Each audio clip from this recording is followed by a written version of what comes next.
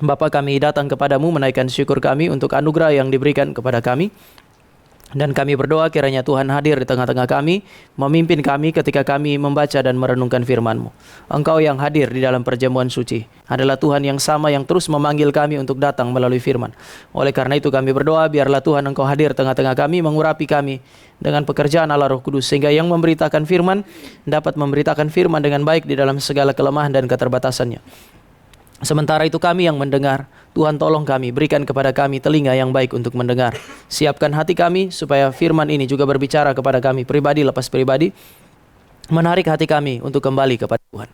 Dalam nama Tuhan Yesus kami berdoa dan kami mengucap syukur serta menyambut waktu di mana kami membaca dan merenungkan firman-Mu. Amin. Selamat pagi Bapak Ibu Saudara yang kekasih di dalam Tuhan. Mari kita buka Alkitab kita dari kitab Kejadian pasal yang ketiga.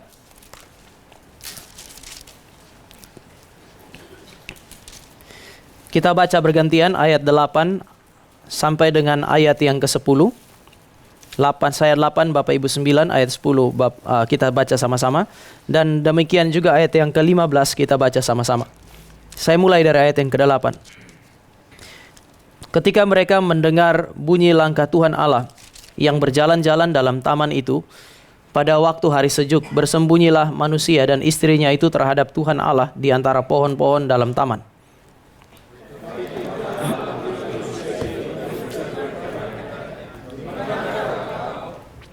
Sama-sama, ia menjawab, ketika aku mendengar bahwa engkau ada dalam taman, aku menjadi takut karena aku telah. Ayat 15 bersama-sama, 2, 3. Aku akan mengadakan permusuhan antara engkau dan perempuan.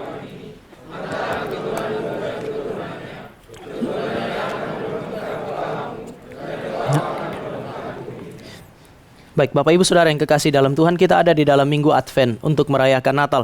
Kita sudah ada pada Minggu Advent yang ketiga. Masa-masa Advent adalah masa penantian, dan sadarkah Bapak Ibu dan saya bahwa setiap kali gereja ada pada masa penantian, yang mereka ingat sebenarnya adalah masa kegelapan. Jadi masa penantian adalah masa yang mengantisipasi kehadiran sang terang itu. Oleh karena itu Bapak Ibu juga, kalau Bapak Ibu perhatikan cerita-cerita mengenai janji Allah, mengenai Mesias, biasanya justru diberikan pada masa-masa yang bisa dikatakan masa-masa yang gelap di dalam sejarah Israel atau di dalam kehidupan daripada umat Tuhan. Hari ini apa yang Bapak Ibu dan saya lihat bahwa anak pendamaian itu juga dijanjikan di dalam kondisi yang sebenarnya tidak ideal bagi manusia. Kisah mengenai anak pendamaian tidak diberikan. Kisah mengenai anak atau janji mengenai anak pendamaian tidak diberikan ketika manusia itu belum jatuh di dalam dosa. Janji ini justru diberikan setelah manusia jatuh di dalam dosa. Apa yang Bapak Ibu dan saya bisa pikirkan dan apa yang Bapak Ibu dan saya bisa renungkan mengenai ayat-ayat ini dalam konteks persiapan hati untuk masuk ke dalam masa Natal.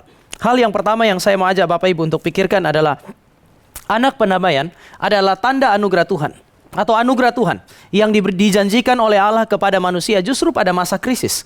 Sekali lagi, anak pendamaian, Kristus, juru selamat itu dijanjikan oleh Allah. Dan nanti di dalam penggenapannya, itu juga ada di dalam satu konteks, yaitu krisis.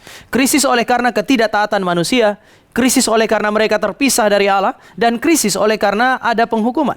Namun janji ini diberikan di dalam krisis supaya manusia itu melihat cinta kasih Allah yang melampaui kebebalan dan kekerasan hati mereka.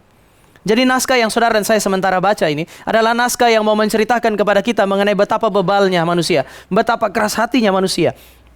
Tetapi cinta kasih Allah menembus kebebalan dan kekerasan hati mereka, sehingga Allah menjanjikan Mesias bagi mereka. Mari kita mulai dengan pertanyaan, di manakah engkau? Bukankah Allah kita adalah Allah yang Maha Tahu? Mazmur pasal 139. Itu memberi petunjuk kepada Bapak Ibu dan saya bahwa tidak ada tempat di mana saudara dan saya dapat melarikan diri dari Tuhan. Tidak ada tempat di mana saudara dan saya dapat menyembunyikan diri dari Tuhan. Lalu kalau memang Tuhan Maha Tahu, kita tidak bisa bersembunyi dari Tuhan, kenapa Dia harus datang dan kemudian Dia bertanya, di manakah engkau? Bukankah Tuhan itu kan bisa saja, ya saya pernah share di sini, kalau Tuhan mau kan Tuhan, mereka bersembunyi di antara pohon-pohon. Kalau Tuhan mau kan Tuhan bisa pindahkan saja dengan segera pohon-pohon itu ke segala tempat. Dia cukup berfirman dan dua orang itu di dalam segala ketelanjangan dan ketakutan mereka itu tampak dengan sangat jelas. Jadi apa arti kalimat ini? Di manakah engkau? Bapak Ibu dan saya bisa menafsirkannya atau memahaminya di dalam dua perspektif ini. Kalimat ini, di manakah engkau, adalah kalimat yang dipakai oleh Tuhan untuk memberi petunjuk kepada manusia bahwa mereka sebenarnya tidak ada lagi pada posisi yang seharusnya. Di manakah engkau adalah kalimat yang diucapkan oleh Tuhan untuk menegaskan sudah terjadi pergeseran posisi. Tuhan tidak mengajukan pertanyaan ini untuk bertanya di mana kamu secara geografis. Bukan. Ini pertanyaan diajukan supaya manusia sadar bahwa dia sudah menyimpang jauh dari Tuhan. Tadi dikatakan mereka mendengar Tuhan datang berjalan-jalan di dalam tiupan angin yang sejuk. Kata berjalan-jalan, tensis yang digunakan atau bentuk yang digunakan di situ adalah bentuk hitpael. Apa artinya berjalan-jalan dalam bentuk hitpael? Itu adalah sesuatu yang biasa dilakukan oleh Tuhan. Tuhan memang biasa datang mengunjungi mereka, berjalan-jalan di dalam taman itu. Dan ini dilakukan berkali-kali. Untuk apa? Untuk menjumpai mereka. Untuk menjangkau mereka dan berelasi dengan mereka di dalam Taman Eden. Tuhan gak hanya menciptakan mereka di dalam Taman Eden, meletakkan mereka di situ, tetapi Tuhan mengunjungi mereka dan kemudian berelasi dengan mereka di mana? Di dalam Taman Eden. Untuk memberi petunjuk bagi saudara dan saya mengenai satu prinsip ini, yaitu relasi dengan Allah selalu merupakan inisiasi Tuhan.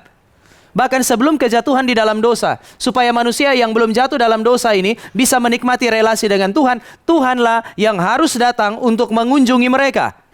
Lalu mereka menyambut kehadiran Tuhan itu dengan sukacita. Pertanyaan di manakah engkau? Itu mau mengungkapkan ada semacam kejanggalan. Kalian di mana? Biasanya setiap kali saya datang, kalian menyambut saya dengan sukacita. Kenapa sekarang berbeda? Mengapa sekarang kamu bersembunyi? Apa yang telah membuat kamu takut? Kenapa kamu tidak bersukacita untuk menyambut aku, tetapi sekarang kamu menjauh? Apa yang telah memisahkan engkau dari aku? Apa yang telah menyebabkan ketakutan? Apa yang telah menyebabkan kepisahan? Apa yang membuat kamu kehilangan sukacita untuk menyambut aku? Jadi kalimat ini adalah kalimat yang harus dipakai oleh pendengarnya, Adam dan Hawa, Bapak Ibu dan saya, untuk kemudian memikirkan di mana sebenarnya hari ini saudara dan saya berdiri. Adam kemudian mengucapkan sebuah kalimat yang gak masuk akal. Kami malu karena kami telanjang. Kami bersembunyi karena kami malu sebab kami telah telanjang. Pertanyaannya adalah, apakah ketelanjanganlah yang memisahkan manusia dari Allah? Bukankah ketika mereka diciptakan, Alkitab sudah bilang, mereka dicipta telanjang tapi mereka tidak merasa malu. Maka akar persoalannya bukan ketelanjangan. Persoalan terbesar manusia itu adalah dosa yang membuat mereka tidak lagi nyaman. Dosa membuat manusia tidak lagi nyaman. Dia tidak lagi nyaman dengan dirinya sendiri ketika dia melihat ketelanjangannya. Sebelumnya dia telanjang tetapi tidak ada masalah. Segera setelah dia jatuh di dalam dosa, Alkitab bilang dia kehilangan kemuliaan Allah. Dia tidak nyaman dengan dirinya sendiri. Seolah-olah dirinya yang telanjang itu adalah musuhnya.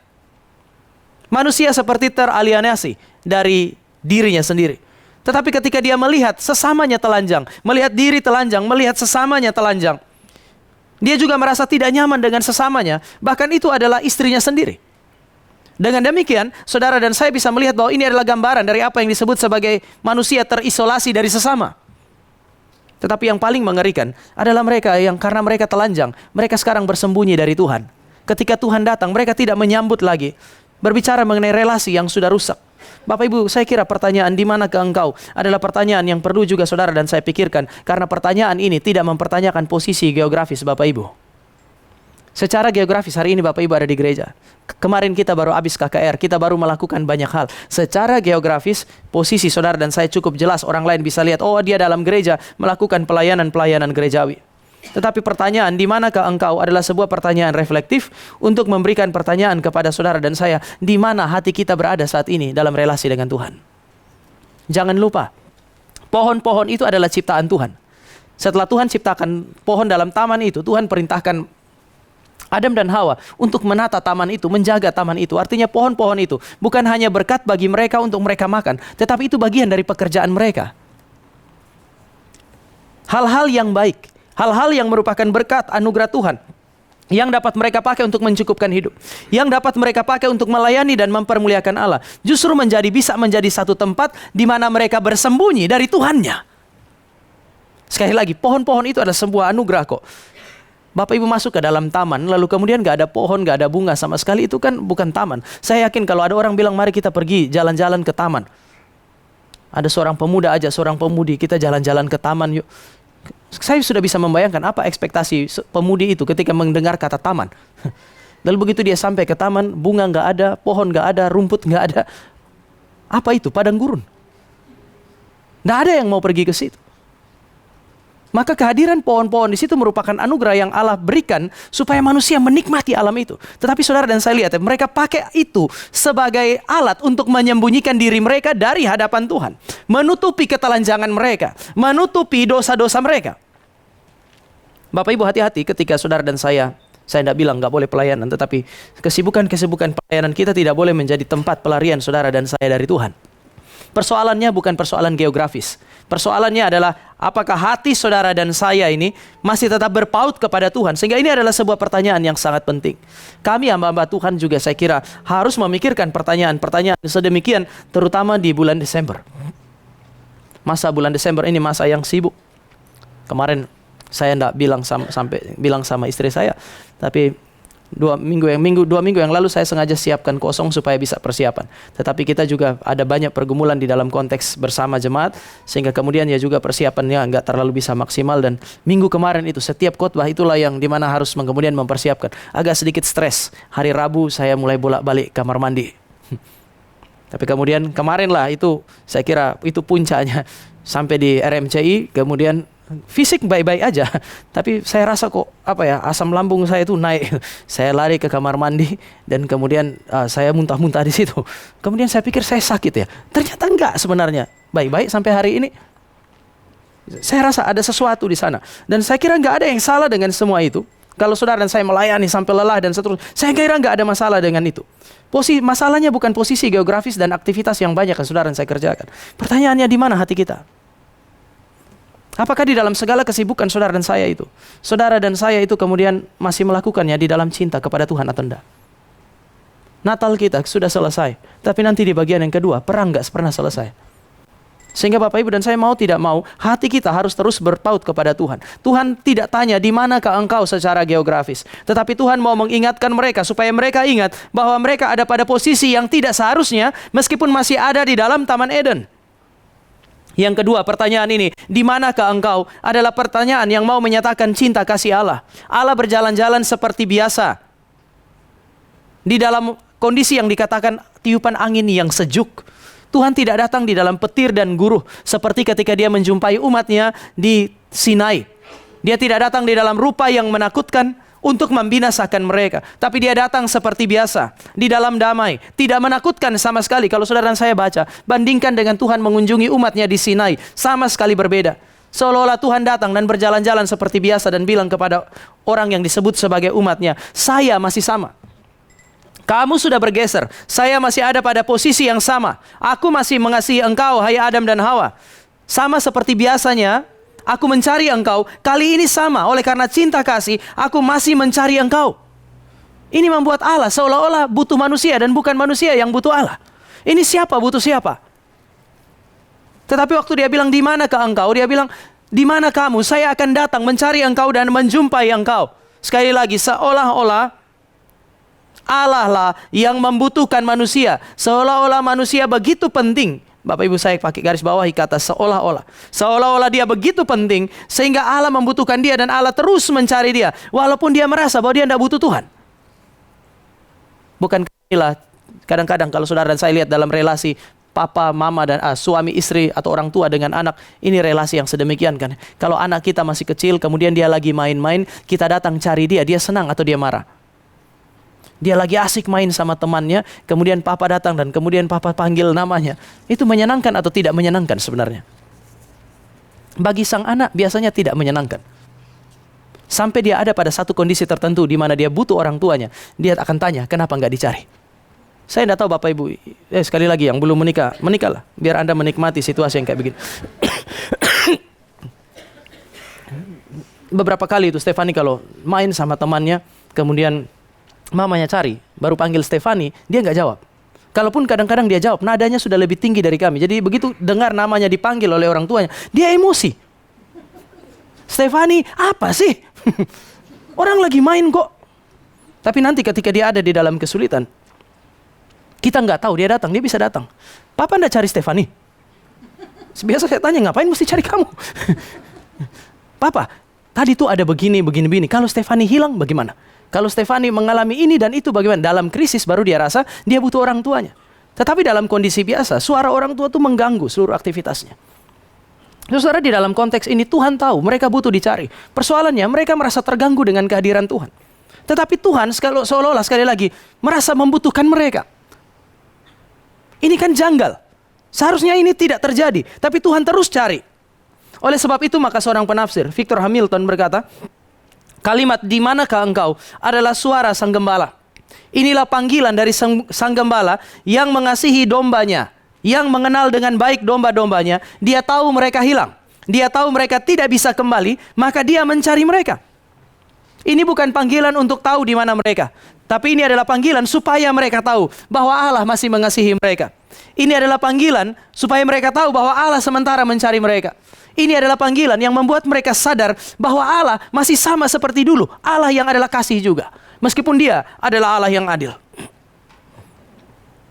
Bapak Ibu, saya tidak tahu ketika firman sampai kepada kita di dalam konteks zaman ini, ketika orang-orang menyampaikan hal-hal yang baik, hal-hal yang positif kepada saudara dan saya, pertanyaannya adalah bagaimana respon saudara dan saya? Tuhan bisa pakai ayam untuk menegur Petrus. Tuhan bisa pakai keledai untuk menegur Bileam. Mengapa Tuhan tidak bisa pakai gambar dan rupa Allah untuk mengingatkan saudara dan saya bahwa saudara dan saya tidak ada pada posisi yang seharusnya? Bagaimana respon kita? Apakah kita merespon ini sebagai suara cinta kasih Tuhan atau suara yang mengganggu kita sehingga justru membuat kita bersembunyi, menjauh dari Tuhan?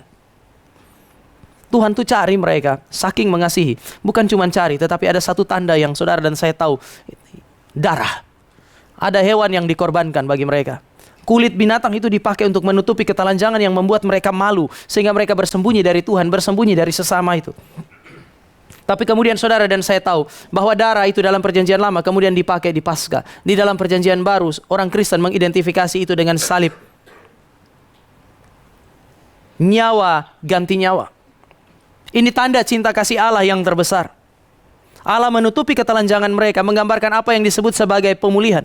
Ketika mereka merasa tidak nyaman karena mereka telanjang dengan diri mereka sendiri. Ketika mereka merasa tidak nyaman di dalam relasi satu dengan yang lain. Ketika mereka merasa tidak cocok untuk datang berhadapan dengan Allah. Allah menutupi ketelanjangan mereka. Ini adalah simbol dari apa yang disebut sebagai pemulihan. Untuk membawa mereka kembali pertama kepada Tuhan. Kamu bilang kamu malu jumpa dengan saya karena kamu telanjang. Betul, kamu telah kehilangan kemuliaanmu. Sekarang saya tutupi ketelanjangan itu supaya kamu tidak malu datang kepadaku. Kalau kamu sudah tidak malu datang kepadaku, engkau tidak akan malu relasi dengan sesamamu, dan engkau tidak akan malu terhadap dirimu sendiri kecuali kalau engkau berdosa. Dan untuk membawa manusia itu kembali, Bapak Ibu, binatang yang disembelih itu, darah yang dicurahkan, kulit yang dipakai untuk menutupi ketelanjangan, itu selalu dipakai oleh gereja untuk berbicara mengenai Kristus sang anak perjanjian itu. Maka pertanyaan ini adalah pertanyaan yang sama. Setiap kali pertanyaan ini dikhotbahkan, saya kira kami hanya bisa mewakili suara dari sang gembala yang agung itu. Di manakah engkau, Bapak Ibu? Di manakah engkau? Hamba Tuhan mungkin tidak tahu, tetapi Tuhan tahu. Saudara harus menjawab dengan jujur di hadapan Tuhan. Di manakah engkau? Apakah engkau ada pada posisi yang seharusnya, atau engkau sudah bergeser dari posisi yang seharusnya?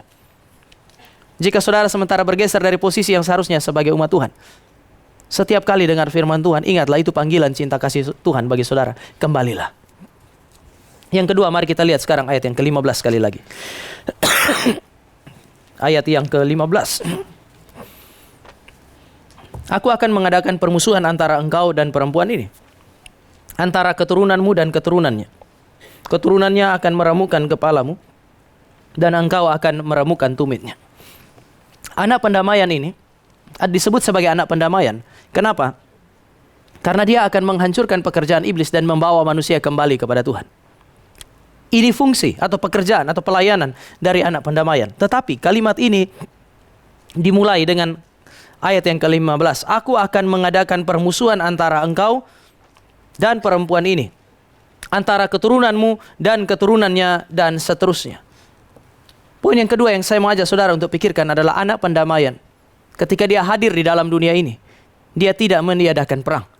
Sekali lagi, Kristus sang anak pendamaian itu tidak membawa damai bagi saudara dan saya, tidak memberi damai bagi saudara dan saya dengan meniadakan perang.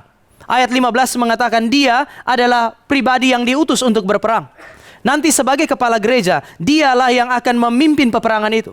Tetapi juga pada saat yang sama, dialah dalam ayat 15 yang akan memenangkan peperangan itu demi damai yang sejati.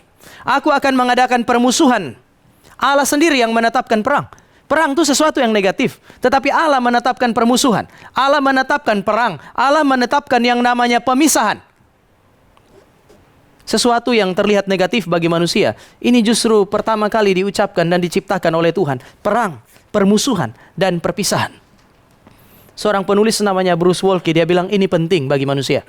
Manusia harus sadar bahwa Allah mengadakan permusuhan.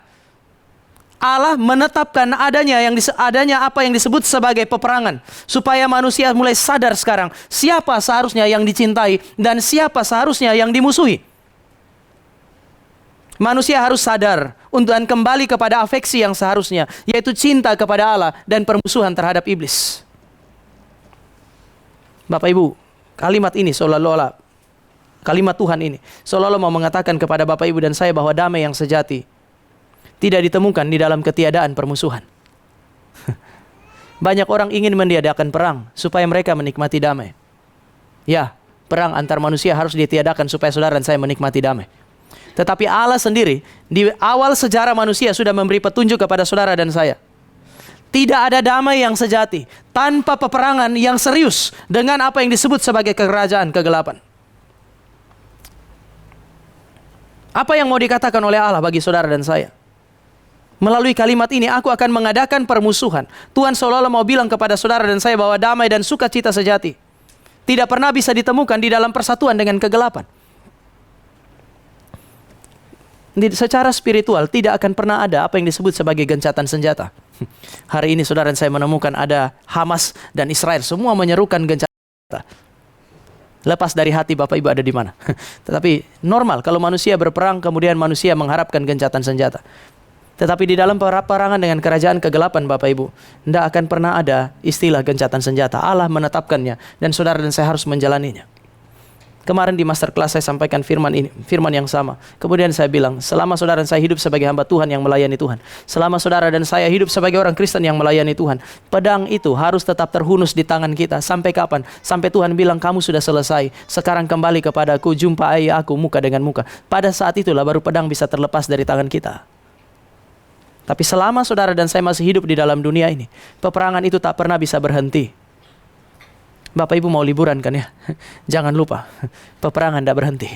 Iblis tidak akan berhenti. Iblis tidak hanya memerangi saudara dan saya waktu menyiapkan KKR Natal kemarin.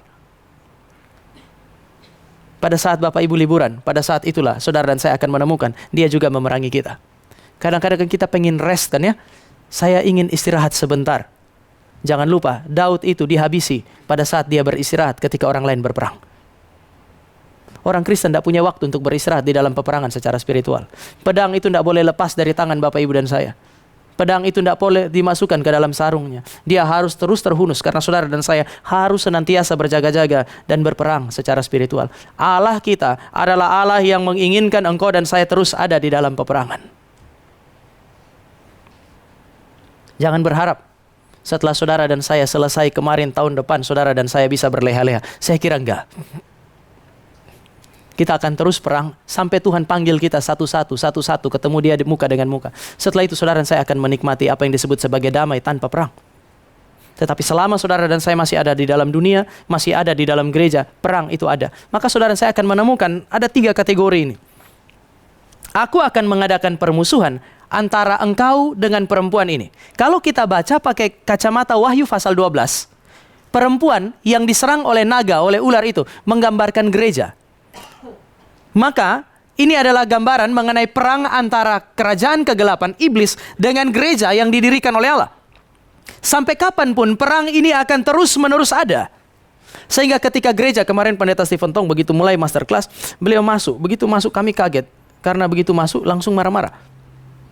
Ada hal yang dia nggak setuju, lalu kemudian dia bilang, kalian hamba-hamba Tuhan, percuma kalian sekolah teologi dan seterusnya dan seterusnya. Kalau seandainya kalian tidak peka terhadap pimpinan Roh Kudus dalam pelayanan dan kamu tidak peka terhadap pekerjaan iblis yang bisa menghancurkan gerakan ini. Dia khotbah, bukan khotbah, marah Bapak Ibu ya. Ngomelin kami. Habis itu kan saya yang khotbah. Waduh, saya sudah bergumul cilaka ini. Kemudian Pak Ben WA saya, Tam, ini Pak Tong bicara lama, jadi nggak usah khotbah dalam hati saya. Puji Tuhan. Saya bilang, Pak, saya nggak khotbah nggak apa-apa. Terus kan dia bilang, nanti kamu ganti saya aja, kamu yang khotbah di penutupan semester. Jadi saya nggak usah khotbah. Saya pikir wah nggak. Saya bilang Pak, saya mau KKR di Cikarang. Jadi nggak apa-apa, Bapak aja yang khotbah. Kalau Pak Tong emosinya lagi nggak bagus, kita habis khotbah salah, habis kita di bawah kan. Jadi kalau memang mau dihabisi biarlah Pak Ben.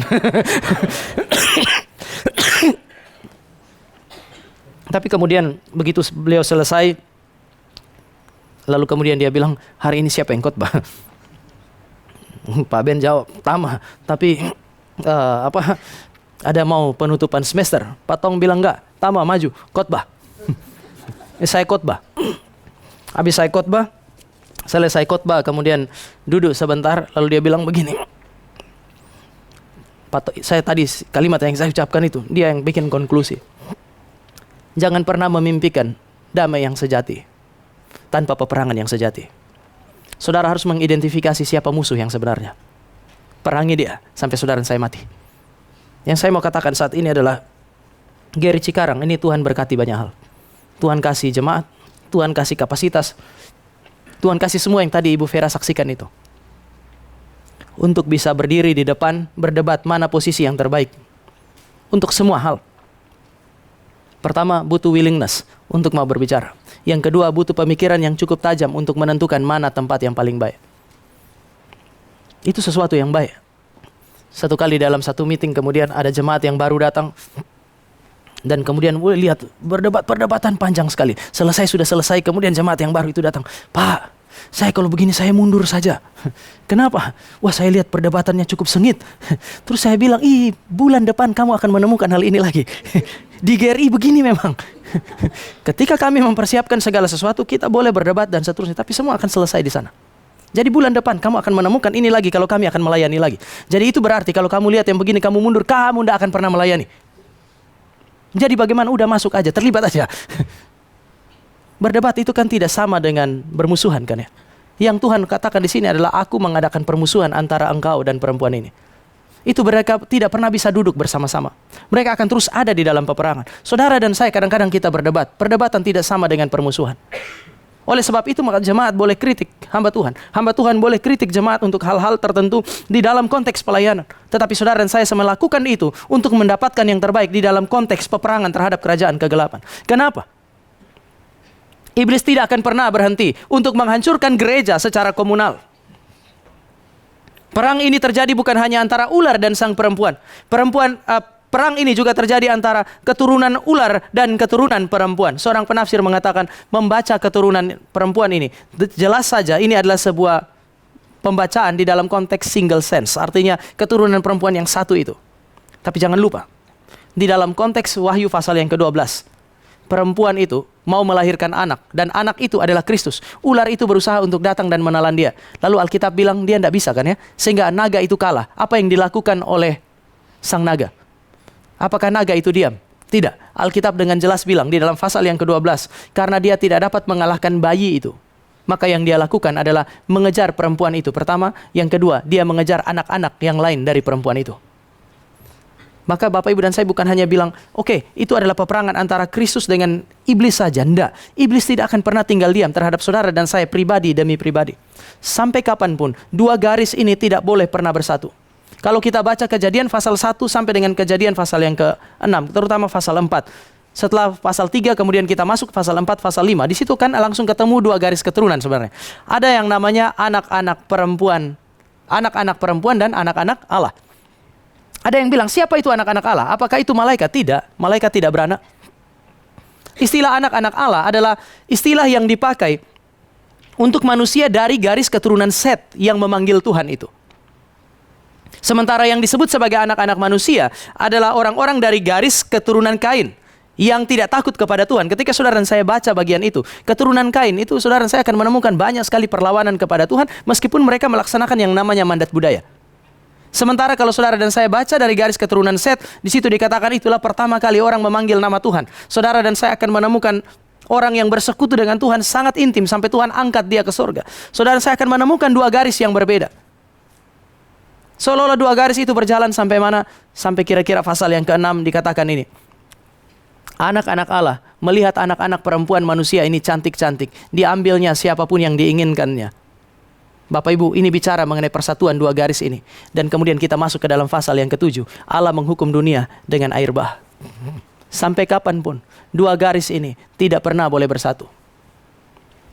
Saya tidak bilang bahwa kita tidak boleh bekerja sama dengan siapa saja. Saya punya banyak teman yang bukan Kristen. Kita kerja sama. Kita bisa melakukan penelitian bersama. Ada banyak hal yang bisa dilakukan sama-sama. Tetapi secara spiritual, mereka tidak boleh sama. Mereka harus berbeda karena terang dan gelap tidak pernah bisa bersatu. Yang ketiga, Bapak Ibu, perang itu juga sudah ditetapkan. Antara siapa? Antara iblis dan Kristus, anak pendamaian yang dijanjikan itu. Kenapa? Karena saudara, saya tidak pernah bisa memenangkan pertarungan itu seorang diri. Bahkan kalau kita satu gereja, GRI Cikarang, 250 orang ini pun bersekutu dengan kuat untuk menghancurkan pekerjaan iblis. Dari diri saudara dan saya tidak pernah bisa melakukannya. Maka Allah menjanjikan satu keturunan perempuan yang akan menghancurkan kepala ular. Dia tidak hanya akan menjadi manusia yang diteremukkan tumitnya. Ular akan meremukkan tumitnya. Ini bicara mengenai serangan yang mematikan. Serangan yang berbahaya, tetapi tidak dapat mengalahkan. Sekali lagi, dia akan meremukkan tumitmu, tumit daripada keturunanmu itu. Maksudnya ini adalah sebuah serangan yang mematikan, sebuah serangan yang berbahaya, tetapi dia tidak akan mungkin dapat mengalahkannya. Sebaliknya, keturunan perempuan itu, anak pendamaian, Sang Kristus itulah, dialah yang akan meremukkan kepala ular. Istilah meremukkan kepala ular, itu berarti sebuah serangan yang mengakhiri sang ular itu. Maka dikatakan, waktu dalam penghukuman itu, makananmu adalah debu tanah. Bapak Ibu pernah lihat ular makan debu tanah? Ini kan sebuah kalimat simbolik untuk berbicara mengenai kekalahan total. Di dalam kitab Yesaya, kitab Mika, dan Mazmur, makan debu tanah adalah simbol daripada kekalahan total. Saudara dan saya di dalam seluruh peperangan kita tidak dapat memenangkannya tanpa pribadi yang dijanjikan ini. Damai ilahi itu dihadirkan di dalam perang dan melalui perang. Secara spiritual, kita harus hidup di dalam peperangan itu. Tetapi saudara dan saya tidak akan bisa menikmati damai, tidak mungkin bisa memenangkan peperangan itu kalau Bapak Ibu dan saya berperang di luar Kristus. Akan ada masa di mana saudara dan saya tidak berdaya. Akan ada masa di mana saudara dan saya tidak bisa bikin apa-apa.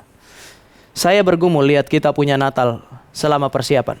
Tapi saya kira selama persiapan Natal ini jugalah persiapan Natal yang bisa bikin kami sebagai hamba Tuhan berdoa, mungkin ya bukan gak serius selama ini, serius, tapi rasanya kali ini mesti lebih serius. Ada banyak tantangan, ada banyak kesulitan. Tetapi saya kira Tuhan membuktikan siapa panglima perang sampai dengan hari kemarin. Siapa yang memimpin saudara dan saya. Saya tidak tahu dengan yang lain, tapi saya rasa beda waktu kita humas kapin awal-awal tuh rasanya kok meskipun kayaknya gede, tapi rasanya begitu makin mendekat hari itu mulai ada keyakinan. Tetapi waktu kita mulai humas ada yang sakit, ada macam-macam, saya sampai tanya Vikaris Grace kali ini bagaimana ya. Tapi kemudian di grup humas itu mulai terus ada update. Kemudian saya bilang sama Vikaris Grace 2 hari terakhir, saya bilang ini jadi. Tapi Bapak Ibu ingat ya, 2 hari sebelumnya. Kalau kapin itu 1 minggu sebelumnya juga. Kalau kita bergumul tapi orang luar, urusan pekerjaan di dalam, saya rasa beres. Sehingga nyaman sekali waktu itu. Tapi waktu ini baru sampai menuju kepada 2 hari, kira-kira baru 2 hari saya bilang, ini jadi. Ini memberi petunjuk bahwa Bapak Ibu dan saya sebenarnya kali ini sedikit lebih sulit dari yang sebelumnya. Tetapi saya mulai bisa lihat Tuhan mengajar bahwa saudara dan saya berjuang. Tuhan yang kemudian membawa umatnya untuk datang. Tuhan yang memimpin satu proses demi satu proses. Ini gereja adalah milik Tuhan. Kita punya panglima cuma satu, yaitu Kristus. Saudara dan saya tidak bisa memenangkannya dengan cara ini. Dengan cara yang lain. Kalau seandainya terjadi peperangan secara spiritual, belum tentu gereja yang isinya ribuan orang bisa memenangkan pertarungan itu kalau Kristus nggak ada di sana. Tapi kalau ada gereja isinya 10 orang dan Kristus benar-benar menjadi pemimpin, memimpin melalui firman dan dituntun oleh Allah Roh Kudus, sehingga saudara dan saya peka terhadap pimpinan Tuhan melalui Roh Kudus dan firman-Nya, peka terhadap pekerjaan iblis yang berusaha untuk menghancurkan gereja. Meskipun kita kecil, saudara dan saya bisa melakukan pekerjaan Tuhan yang paling besar karena kita dipimpin oleh Sang Panglima itu. Kita perlu berdoa supaya Sang Panglima itu terus ada di dalam kehidupan saudara dan saya. Yang terakhir, Bapak Ibu, ada yang janggal. Anak pendamaian, berita janji mengenai anak pendamaian itu diberikan di dalam ayat yang ke-15. Harusnya yang kita harapkan adalah, kan harusnya Tuhan ngomong penghukuman dulu. Mari lihat ayat 16 dan seterusnya, Bapak Ibu. Gak usah baca. Tetapi berita penghukuman Itu kan ada di dalam ayat 16 sampai dengan kira-kira ayat yang ke-19. Datang segera setelah ayat 15. Kalau kita mau lihat urutan normalnya dari sudut pandang kita manusia, seharusnya ayat 16 sampai 19 mendahului. Jadi Tuhan ngomong hukuman dulu, baru kemudian Tuhan bercerita mengenai janji anak pendamaian yang akan memberikan kelepasan itu. Tetapi saya melihat ada yang berbeda di situ. Allah justru berbicara mengenai anak pendamaian Kristus. Baru kemudian dia berbicara mengenai yang kedua, yaitu penghukuman. Ada logika yang saudara dan saya bisa tangkap ketika Allah memberikan janji anugerah, mujizat yang terbesar di dalam sejarah manusia, yaitu Allah menjadi manusia. Allah memberikan janji anugerah. Tetapi janji anugerah ini tidak meniadakan, tetapi diikuti oleh kalimat-kalimat penghakiman yang mengekspresikan murka Tuhan. Kenapa? Saya kira ada dua hal secara singkat. Yang pertama, ketika Kristus datang sebagai anak pendamaian, dia tidak meniadakan keadilan Allah dan hukuman Allah terhadap dosa. Sekali lagi, Kristus tidak diberikan untuk meniadakan murka Allah terhadap dosa. Sampai sekarang Allah kita masih Allah yang murka terhadap dosa. Dia tidak datang untuk meniadakan itu. Maka tidak seharusnya ketika saudara dan saya merayakan Natal, lalu pemberitaan kita di dalam hari raya Natal justru menekankan kenikmatan atau berkat-berkat secara lahiriah. Bukan itu yang sementara menjadi fokus daripada berita Natal.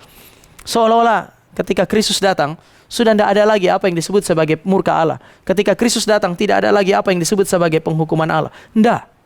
Wong janji tentang Kristus diikuti oleh kalimat-kalimat penghakiman kok. Jadi apa yang mau dikatakan Alkitab bagi saudara dan saya? Yang kedua, anak pendamaian itu memang tidak meniadakan keadilan dan penghukuman Allah terhadap dosa. Tetapi pada saat yang sama, anak pendamaian itu, dia datang untuk menanggung hukuman dan murka Allah karena dosa. Jadi dia tidak meniadakannya. Dia datang untuk menanggung itu. Murka Allah yang serius itu. Saya pernah sampaikan di tempat ini juga bahwa kita sering berpegang kepada kalimat ini. Doa orang benar besar kuasanya. Seolah-olah kalau orang itu adalah orang benar, isi doanya benar, maka Allah pasti akan dengar doanya dia dan jawab doanya dia. Betul. Tetapi bukankah Yesus ini adalah orang benar yang seharusnya doanya didengar? Tapi ketika di Taman Getsemani waktu dia menanggung dosa saudara dan saya, dia punya doa tidak didengar. Jadi pernah ada satu kali di dalam sejarah kerajaan Allah, doa orang benar, orang itu adalah orang yang tidak berdosa, isi doanya benar, tetapi Tuhan tidak jawab. Biarlah sekiranya mungkin cawan ini lalu daripadaku. Cawan yang mau dihindari oleh Kristus kan bukan penderitaan secara fisik. Cawan yang ingin dihindari oleh Kristus adalah keterpisahan dari Allah. Dan seharusnya ini adalah permintaan yang benar. Yesus orang benar, permintaannya benar. Kalau pakai rumus dalam kalimat Yakobus, doa orang benar besar kuasanya, harusnya ini adalah doa yang dijawab. Tetapi orang benar ini ketika dia berdoa meminta sesuatu yang benar, Tuhan tidak jawab. Tuhan seolah-olah memberikan perintah kepada dia untuk minum cawan itu sampai habis. Supaya apa? Supaya saudara dan saya yang tidak benar kali ini menikmati pembenaran, menjadi anak-anak Allah dan doa saudara dan saya didengarkan. Yesus itu anak Allah. Satu-satunya yang terus bisa ada di dalam kerajaan sorga. Tidak perlu berinkarnasi. Yang bisa menikmati seluruh kebaikan yang ada, berkat-berkat surgawi. Dia karena dia adalah anak Allah. Tetapi kemudian dia menjadi anak seorang manusia. Alkitab pakai istilah anak manusia, mengalami penderitaan sampai mati. Supaya apa? Supaya saudara dan saya, anak-anak manusia ini, juga pada saat yang sama bisa disebut sebagai anak-anak Allah. Oleh sebab itu, Bapak Ibu, Mazmur pasal 31 ayat yang kedua, dia bilang, luputkanlah aku.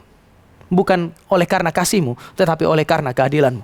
Biasanya kalau Bapak Ibu dan saya bergumul, kita akan datang kepada Tuhan dan bilang begini, Tuhan, ingat saya oleh karena kasih-Mu. Loloskanlah saya karena Engkau mengasihi aku. Kasihanilah aku, loloskanlah saya. Kasihanilah aku, luputkanlah saya.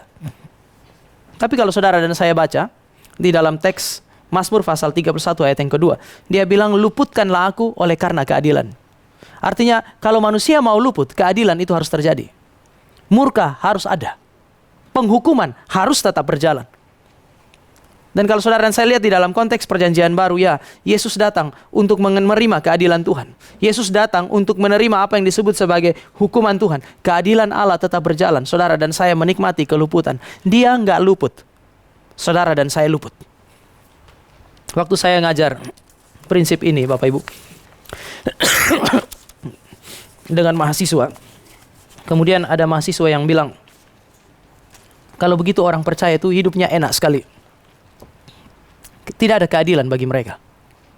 Mereka hanya menikmati cinta kasih. Kemudian saya suka pakai contoh ini. Kalau 10 jari saya ini menggambarkan apa yang disebut sebagai semua manusia di seluruh dunia. Alkitab bilang upah dosa adalah maut. Semua manusia berdosa kan ya? Maka 10 orang ini atau semua manusia ini akan berjalan menuju neraka, mengalami maut. Adil enggak ya? Bapak Ibu habis Natal masih ngantuk. Ini mewakili semua manusia yang berdosa berjalan menuju ke neraka. Kalau semua masuk neraka, adil enggak? Adil dong. Adil berarti mendapatkan yang seharusnya kan? Bukan sama rata sama rasa. Jadi kalau mereka semua masuk ke neraka, ini adil. Oke, sekarang yang kedua, mereka sementara berjalan ke neraka. Allah memutuskan untuk memberi Kristus dan kemudian menyelamatkan yang ini.